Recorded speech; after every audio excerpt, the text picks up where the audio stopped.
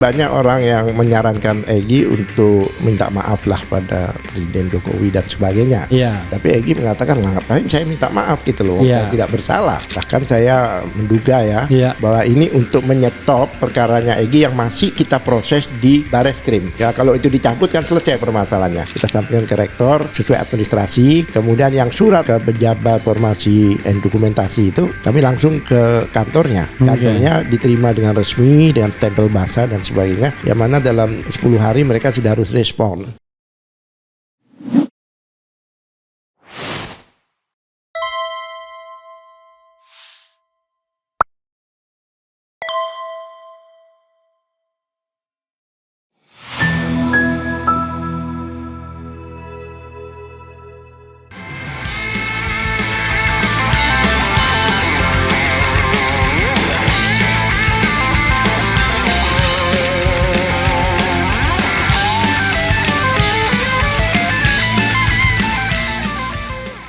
Assalamualaikum warahmatullahi wabarakatuh.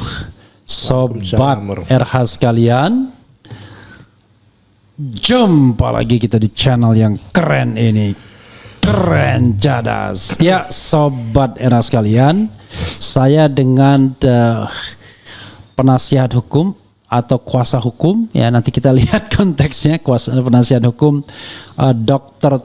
Tifauzia Tiasuma dan Egy Sujana, Abdullah Al-Kathiri.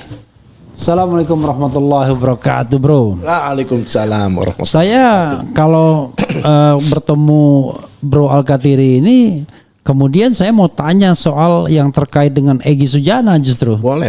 Boleh ya? Boleh dong. Soalnya agak sensitif nih Egy Sujana ini. Iya. Mudah-mudahan Bro Egy tidak marah karena saya bicara langsung dengan lawyernya kan. Betul. Untuk klarifikasi. Sesungguhnya Egy Sujana kemana? Karena ada kesan Egy Sujana dalam tanda kutip mau lari dari masalah ini, dalam tanda kutip ya, tidak mau dilibatkan karena katanya dia mempermasalahkan bukan ijazah S1 tapi ijazah SMA ke bawah. Padahal yang kita tahu TPUA atas nama Egy Sujana lah yang melaporkan penggunaan ijazah S1 ke Bareskrim Mabes Polri pada tanggal 9 Desember 2024 yang baru diproses pada tanggal 9 April 2024 setelah Jokowi membuat pengaduan pada tanggal akhir Maret ya kalau nggak salah 31 Maret atau 31 Maret 2024. Tolong diklarifikasi dulu Bro Al-Kathiri soal status dari Egy Sujana yang tidak lain adalah Presiden TPU entah aktif entah tidak aktif lagi, itu soal lain. Silakan. Iya, terima kasih. Sebenarnya Egy Sujana ini kan sebenarnya sakit kemudian berobat di Malaysia. Terus beliau ke Inggris juga. Ke Inggris itu dalam rangka wisuda anaknya sebenarnya sih, sambil dia berobat juga di sana. Jadi nggak ada dia lari, itu nggak ada, bukan tipe Egy lah lari-lari dan sebagainya itu, karena dia itu kan kita tahu ya trackingnya ya, siapa Egy itu kan tahu, dia pejuang ya. Memang dia diisukan lari dan sebagainya itu tidak. Ini terbukti besok itu dia akan bedah buku. Oke. Di TIM kan, di Taman Ismail Marzuki. Oh, ada bedah buku ya? Ada bedah buku. Bukan Jokowi's White Paper bukan ya? Bukan, apa itu bukunya beliau lah yang jurdil apa itu. Ya kan? Ya. Osjubedil. Itu judulnya. Ya kan? Nah, itu sudah diumumkan. Bahkan beliau sendiri akan datang karena beliau itu buku beliau, ya kan? Dia akan sampaikan dan dia tunjukkan kalau memang dia lari, ngapain dia sekarang di depan publik, bahkan dia mengundang wartawan untuk bedah buku. Ya, jadi dugaan atau bukan dugaan dalam arti tuduhan atau ya bisa tanda kutip fitnahan bahwa dia lari itu tidak berdasar. Karena begini, ada klaim ya dari Rasman Arif Nasution ya, yang kemudian diundang pula di televisi yang seolah-olah mengatakan bahwa mewakili Egy Sujana, enggak, Egy tidak mempermasalahkan ijazah S1, yang dia masalahkan ijazah SMA ke bawah, dan itu sudah selesai di Pengadilan Negeri Jakarta Pusat ya. Itu gimana tiba-tiba Anda mengatakan lawyernya Egy Sujana, tapi tiba-tiba ada orang lain yang juga berprofesi sebagai advokat? Kami adalah lawyer yang ditunjuk untuk pendampingan dan nanti insya Allah kalau sampai ya, jangan insya Allah ya, jika sampai lanjut, kami tetap sebagai kebetulan koordinatornya saya dan kami ada 30 lawyer lah di masalah Rasman itu memang dia mendekati Egy, kemudian minta untuk membantu dan sebagainya, hanya diberi tugas untuk membantu non litigasi untuk macam lobby lah istilahnya, tapi bukan sebagai penasihat hukum dalam perlindungan hukum dalam arti lawyer pada umumnya gitu. Oh jadi maksud lobby itu apa? Lobby kepada siapa? Ya mungkin ke lembaga-lembaga terkait mungkin dan sebagainya. Ya kami juga tidak tahu seperti apa. Tapi faktanya kuasa terhadap memang diberi kuasa tapi bukan kuasa untuk pengawalan hukum ya, bukan. Dan sudah dicabut. Kuasa itu sudah dicabut. Oh, dicabut per tanggal berapa ya? Saya ada di sini kalau boleh saya bacakan. Ini penting. Maaf pelan-pelan. Ya. Oke silakan. Oke lanjut. Nggak penting nanti. Bukan nggak penting nanti kita akan. Kalau udah masuk ke sini. Iya. Kita tindak nanti kita lihat yang jelas. Ini pertanggal ini 12 September. Oh bisa dong, bisa di share ya ke saya. Ya enggak, saya tidak akan untuk ditunjukkan ada. Oke. Coba karena saya berhak mendapatkan karena saya sebagai kuasa hukum yang asli ya dalam arti yang pertama bukan yang asli. Memang dia memberikan ya kan. Ini tidak kuasa. Lagi berlaku ya.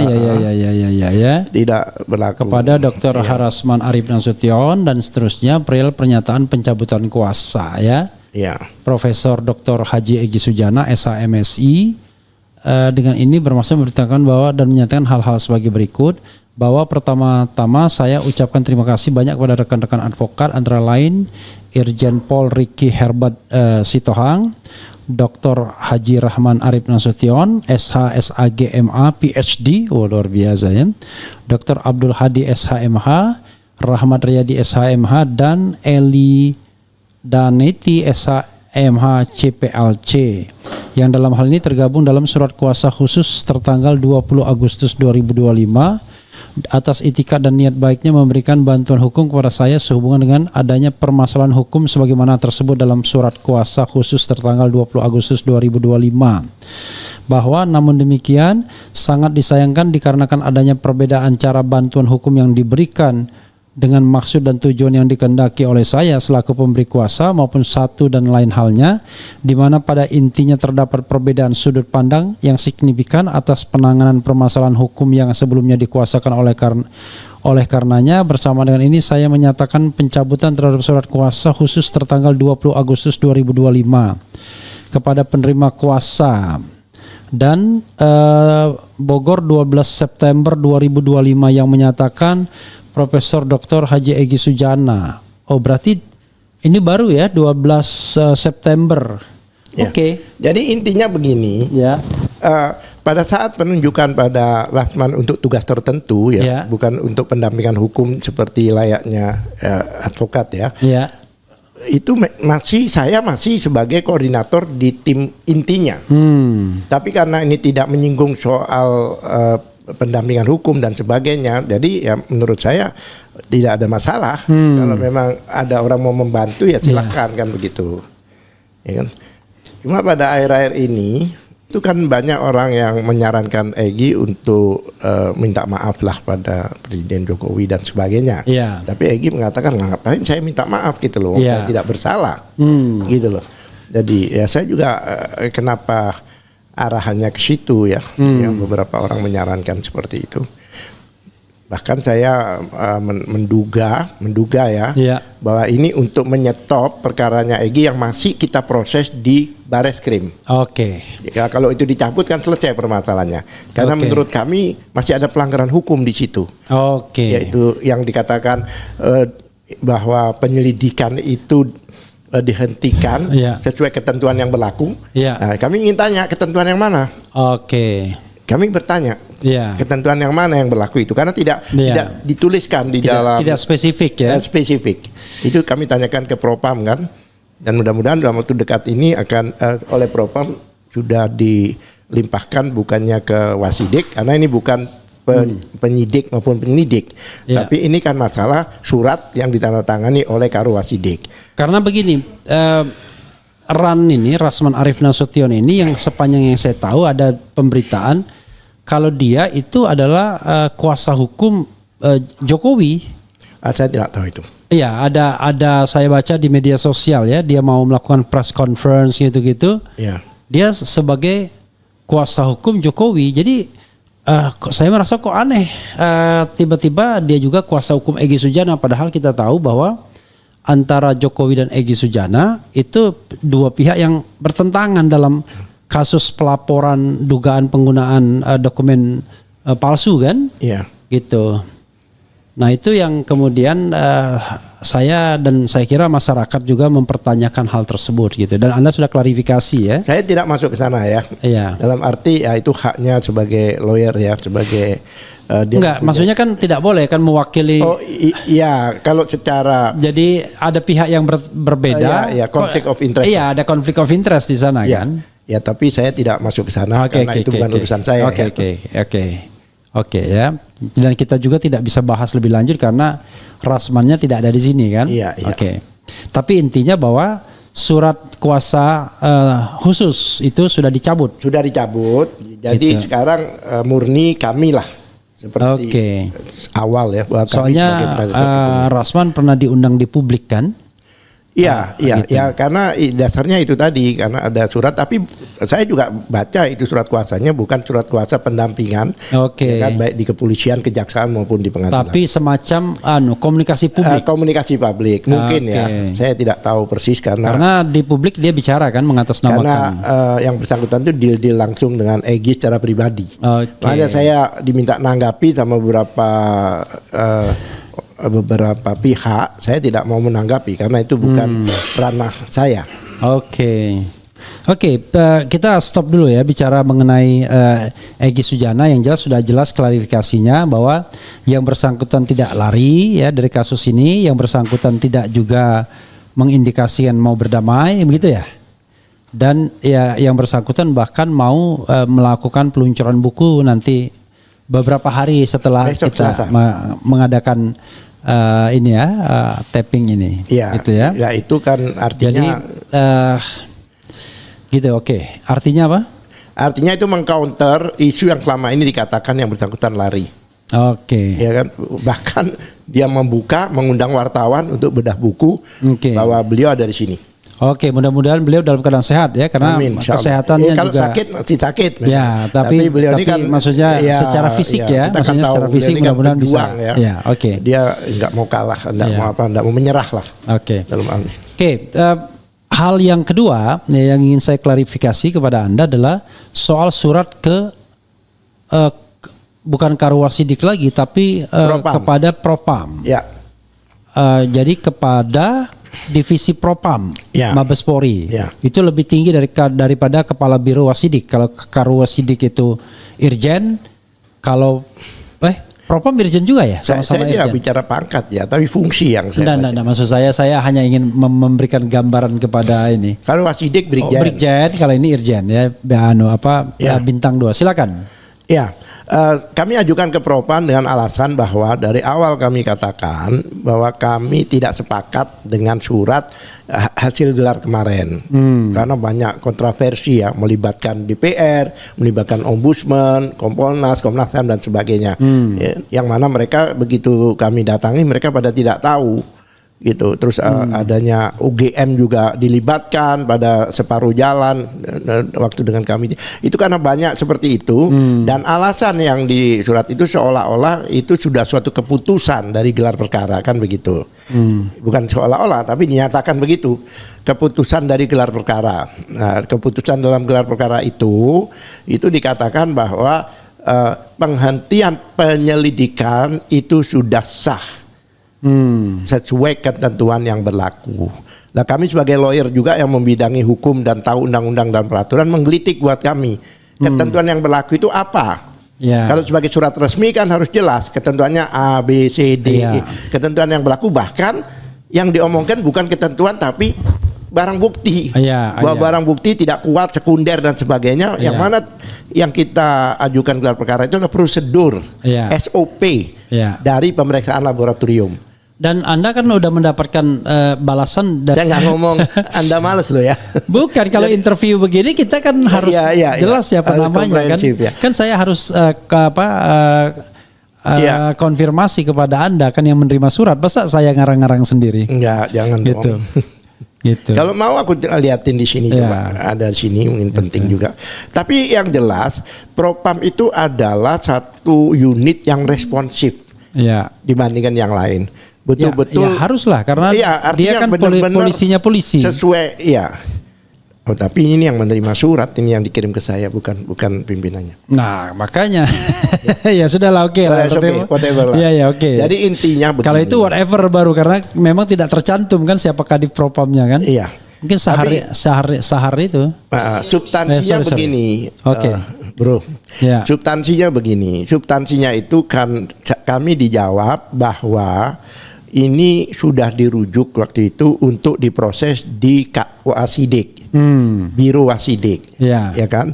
Lah, saya juga heran, yang kita laporkan itu adalah orang yang menandatangani surat itu, yaitu Biro Wasidik, Brigjen Karawasidik. Lah, kok disuruh menyelesaikan masalah itu? Oke. Kami keberatan. Jeruk makan jeruk gitu ya? Ya, harusnya yang lebih tinggi. Unitnya, ya kan Propam atau apalah, atau langsung Kapolri membentuk tim dan sebagainya. Itu yang kami harapkan. Tapi faktanya kan tidak. Lalu surat itu sudah dijawab belum? Saya jawab ke mereka. Kemudian karena sudah berapa minggu kami datang. Kami datang mempertanyakan, ternyata kami ditunjukkan surat bahwa surat itu sudah dirujuk ke Irwasum. Untuk diproses di Irwasum. Ini yang benar. Tadinya kan bilang loh Pak, biasanya kami itu begitu Pak. Biasanya dia bilang kami langsung rujukan ke Wasidik. Terus saya bilang, pernah nggak Wasidik dilaporin?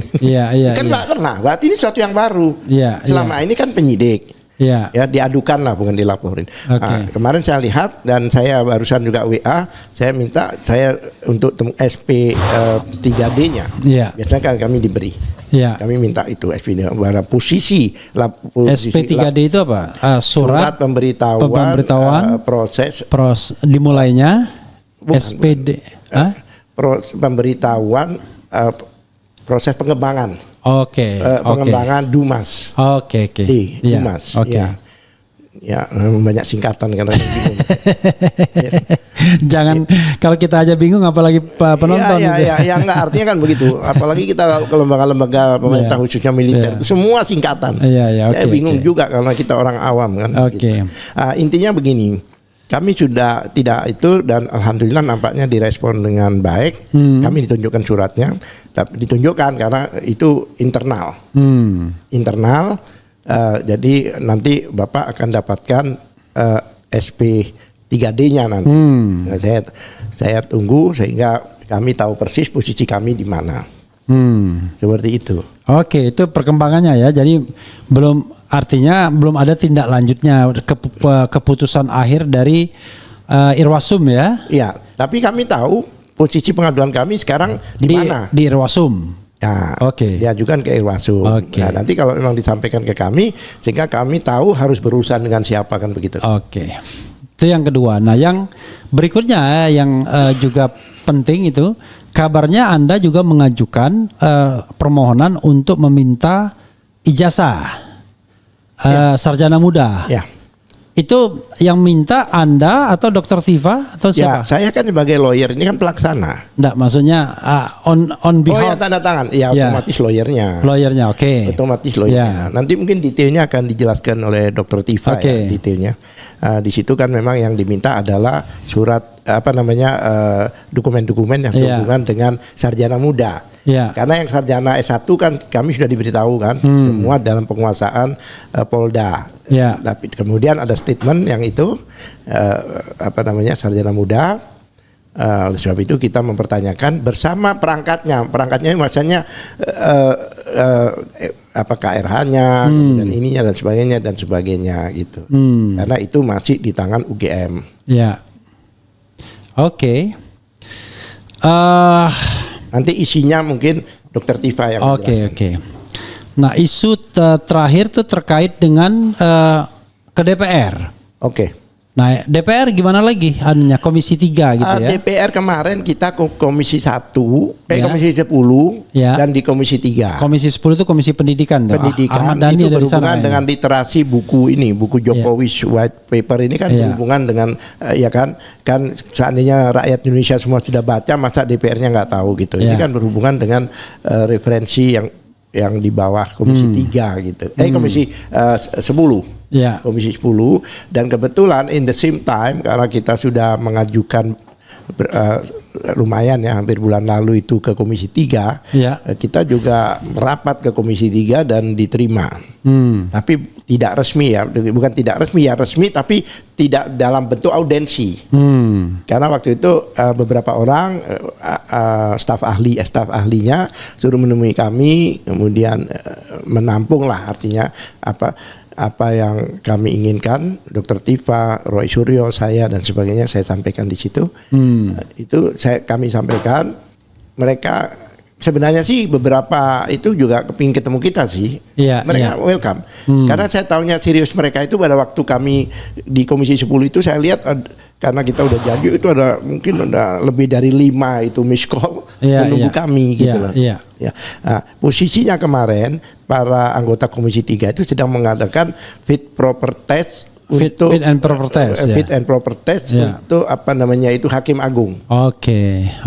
Ya, nanti tapi ini akan dilanjutkan dengan audensi, dan in the same time juga kami masukkan ke surat untuk beraudensi di beberapa fraksi. Ada kalau nggak salah 3 fraksi itu yang kami kirimkan untuk sementara, nanti yang lain menyusul, yaitu fraksi PKS, kemudian Demokrat, satu lagi PDIP. Kami udah ngajukan surat itu untuk beraudensi dengan mereka. Terakhir tadi soal UGM gimana tanggapannya? Surat itu disampaikan kepada siapa? UGM itu kita ada 2 surat. Salah satu tembusannya ke rektor. Kita sampaikan ke rektor sesuai administrasi. Kemudian yang surat ke pejabat informasi dan dokumentasi itu kami langsung ke kantornya. Kantornya diterima dengan resmi, dengan stempel basah dan sebagainya. Yang mana dalam 10 hari mereka sudah harus respon. Closing statement, Bro Al-Kathiri. Iya. Begini, bahwa semua itu kita lakukan tujuannya hanya satu, untuk penegakan hukum di Indonesia. Untuk penegakan hukum yang adil dan benar-benar transparan dan sebagainya, sehingga rakyat Indonesia ini tahulah apa sebenarnya yang terjadi. Karena masalah ijazah palsu ini bukan isu ijazah palsu ini bukan hanya isu para terlapor itu, tapi juga isu seluruh bangsa Indonesia. Saya di mana-mana ditanya, di telepon dan sebagainya, baik dari ulama maupun itu, mereka menanyakan kepada kami. Jadi yang jelas agar semuanya transparan dan terbuka, saya pikir Komisi 3 ini harus benar-benar segera supaya ada pengujian di situ sebelum masuk ke ranah hukum. Karena kalau ada ranah hukum, orang-orang tidak bersalah ini sampai dipidanakan, kan ini akan masuk dalam sejarah ya kan, sejarah bangsa Indonesia ini ada satu noda hitam lah gitu. Ya kan, walaupun kami juga nulis surat ke presiden itu. Surat dari presiden belum ada tanggapan. Belum ada tanggapan. Itu hubungannya dengan yang kemarin, bahwa semua dokumen yang sudah masuk ke lembaga hukum ya, contohnya kepolisian, kemudian kejaksaan, pengadilan, pokoknya dalam proses hukum maupun KPK, itu memang kalau kita mau minta informasi dokumen dan informasi publiknya itu harus dapat izin dari Presiden Republik Indonesia. Itu pasal 3 dan 4, pasal 18 ayat 3 dan 4 itu jelas. Oleh sebab itu kemarin kami sudah mengajukan ke Presiden, kami masukkan ke Seknek, sudah ada tanda terima. Dan ini bukan kami ini pelindungan atau pengadu, tidak. Kami surat ini yang kami ajukan bahwa Presiden harus memberikan izin, itu amanat undang-undang. Izin apa? memberi izin kalau kita mau, kan kemarin ditanya kalau kita mau bertanya ke lembaga-lembaga lain bisa, tapi kalau ke kepolisian kamu minta dokumen-dokumen data-data yang ada itu sudah dalam proses hukum.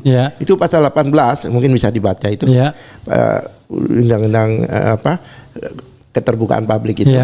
Pasal 18 ayat 3 pasal 18 ayat 3 dan 4. Mungkin supaya masyarakat tahu. Jadi kami minta ini bukan kami memohon dalam arti mengadu, tapi Presiden harus menjawab ini karena amanat undang-undang. Undang-undang yang memerintahkan, bukan kami gitu. Padahal maksud ayat ini adalah biar orang nggak bisa karena izin dari presiden nggak tahu. Tapi kan presiden kan di bawah undang-undang yang memerintahkan presiden untuk melaksanakan ini, untuk memberikan izin itu bukan kami, tapi undang-undang nomor 14 tahun 2008 itu keterbukaan publik. Oke, sobat daerah sekalian ya, itu saja ya. Tapi coba gongnya ya, begini bro, sebagai lawyer ya kan ada dua hal barangkali yang perlu Anda pertegas. Satu, bahwa kasus ini hampir menjerat klien Anda sebagai tersangka, sekarang terlapor.